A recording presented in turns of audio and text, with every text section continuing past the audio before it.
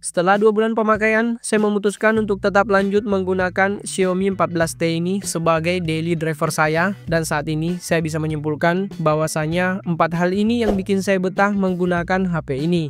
Oke, yuk kita bahas. Nah, jadi sebelumnya HP ini saya beli sekitar 2 bulan yang lalu di salah satu sosial e-commerce dengan harga 6,2 jutaan rupiah untuk varian yang berkapasitas 512 GB. 600 ribuan lebih murah dari harga di official store Xiaomi Indonesia berkat adanya voucher diskon dan potongan harga langsung dari aplikasinya. Dan hal pertama yang membuat saya sampai saat ini masih betah menggunakan HP ini itu karena performa mesinnya yang sudah sangat bisa diandalkan. Ya, HP ini sendiri dibekali chipset premium dari MediaTek, yaitu MediaTek Dimensity 8300 Ultra, yang secara skor benchmark ini sudah berada di atas rata-rata smartphone lain di range harga yang setara. Bahkan total skor hasil pengujiannya ini bisa bersaing dengan smartphone yang masih dijual resmi di atas harga Xiaomi 14T ini. Secara real penggunaan, saya pun merasa performa HP ini sudah sangat mumpuni untuk menjalankan berbagai aplikasi, termasuk aplikasi berat sekalipun. Di skenario penggunaan saya seperti pada saat multitasking di banyak aplikasi sekaligus, ngedit konten di CapCut, bahkan ketika bermain game dengan settingan grafis yang tinggi, performa yang diberikan HP ini so far sudah cukup memuaskan. Frame rate-nya mulus dan stabil dengan suhu yang dihasilkan menurut saya ini masih dalam batas yang bisa diterima kebanyakan orang. Walaupun banyak isu yang mengatakan Xiaomi 14T ini gampang panas dan sering overheat, namun di skenario penggunaan yang saya lakukan, isu-isu seperti ini sangat minim saya temukan. Nah, hal kedua yang membuat saya masih betah menggunakan HP ini itu karena kameranya. Sebenarnya di bagian kamera ini menurut saya ada beberapa nilai plus dan ada minusnya juga, tapi karena nilai plus di kameranya ini cukup saya butuhkan, akhirnya hal ini yang bikin saya puas dengan kamera HP ini. Untuk kebutuhan foto-foto, bagi saya kualitas yang diberikan HP ini sudah lebih dari cukup dengan hasil foto yang berasa memiliki karakter yang kuat. Terlebih lagi HP ini juga dilengkapi lensa telefoto yang memang bagi saya cukup membantu di beberapa skenario pengambilan gambar, termasuk ketika menggunakan mode potret. Di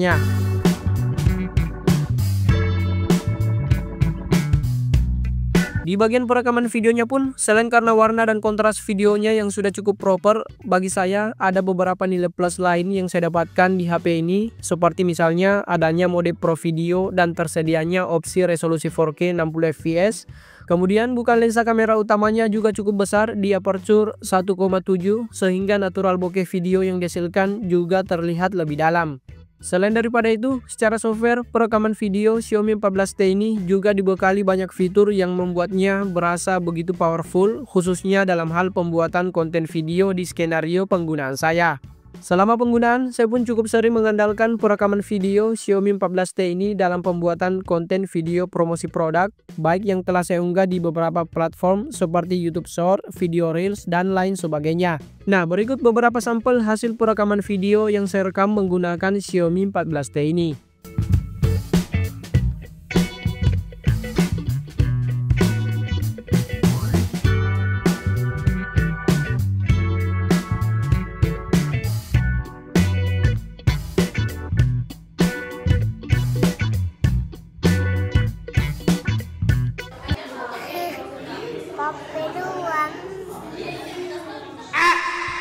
Nah, hal berikutnya atau hal ketiga yang membuat saya sampai saat ini cukup betah menggunakan HP ini itu karena kualitas layarnya. Saya merasa layar di Xiaomi 14T ini cukup nyaman dipandang, yang kemungkinan besar salah satunya dikarenakan resolusi dan kerapatan pikselnya yang cukup tinggi sehingga konten yang ditampilkan terlihat cukup tajam, ditambah lagi skema warna Pro-nya ini mampu menampilkan konten dengan sangat natural.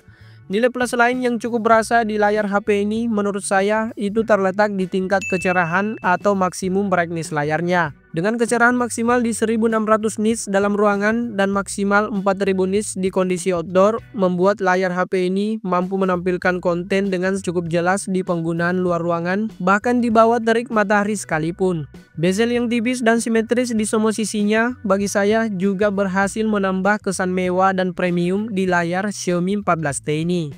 Dan hal terakhir atau hal keempat yang membuat saya betah menggunakan HP ini itu karena pengecasannya yang lumayan ngebut, yang membuat saya sangat terbantu dengan intensitas dan mobilitas pemakaian saya yang terbilang cukup tinggi. Harus diakui, teknologi fast charging menjadi salah satu hal yang wajib dimiliki sebuah smartphone di era sekarang ini, terlebih untuk smartphone yang memang dijadikan sebagai HP utama dalam menunjang kegiatan setiap hari. Di sepengalaman saya, dengan menggunakan charger bawaannya, Xiaomi 14T ini bisa ngecas dari 5% ke 75% dalam waktu 28 menit dan bisa terisi penuh 100% hanya dalam waktu 47 menit saja. Tentu hal ini sudah terhitung ngebut kalau dibandingkan dengan smartphone lain di kelas harganya.